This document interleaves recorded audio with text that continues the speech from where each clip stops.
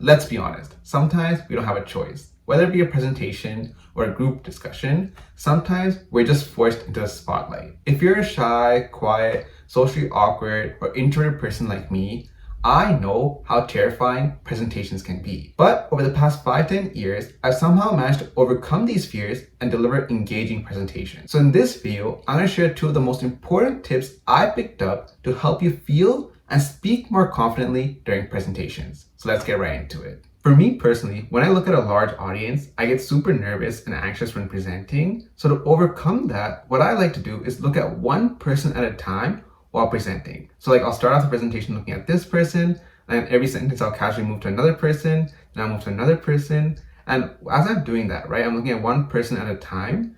Now my head is like, okay, I'm presenting to one person, instead of presenting to a large group. And that actually helps me feel less intimidated and less nervous and less have the thought process like, oh my God, it's a large audience.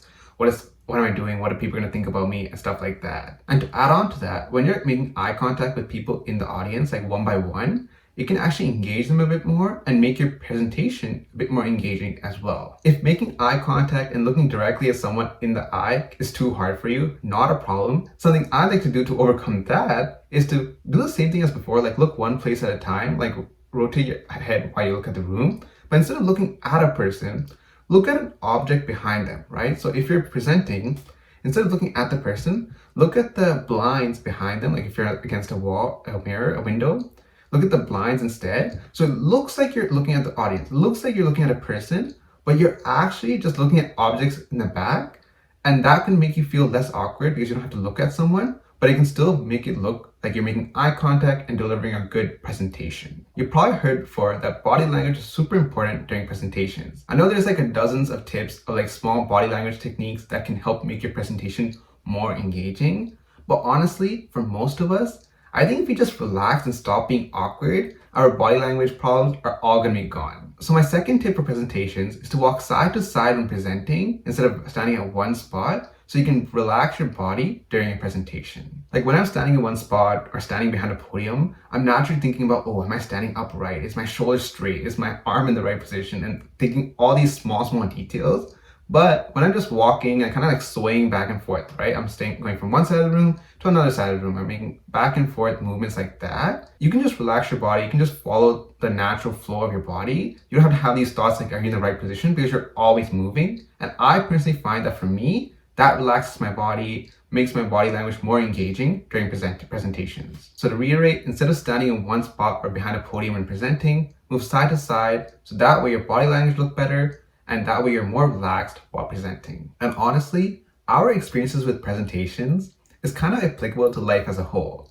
Like most of the time, we get super anxious and nervous in social settings or presentations because of our fear of being rejected or embarrassing ourselves. You want to say hi to the person next to you, but you don't because you fear being socially rejected, but that just ends up being super awkward in itself. But what we need to realize is that the worst thing that can happen in these situations is actually not that bad. Think about the last time you're super embarrassed. You might have done something funny, you might have slipped, you might have fell, and honestly, everyone at that moment was looking at you, you're the spotlight, they're laughing at you.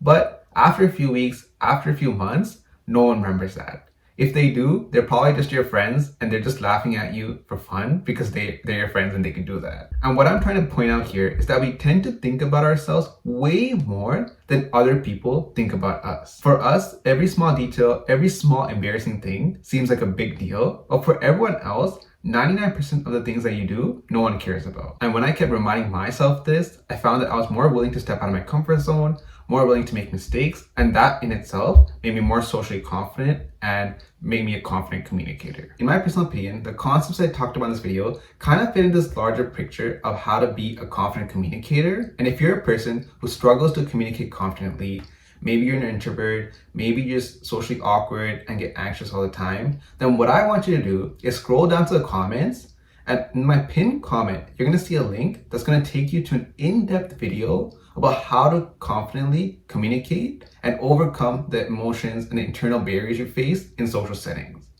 I promise you that video is gonna be so useful for you. I spent a lot of time on it, so make sure to check that out. With that being said, thanks for watching, and I'll see you next time.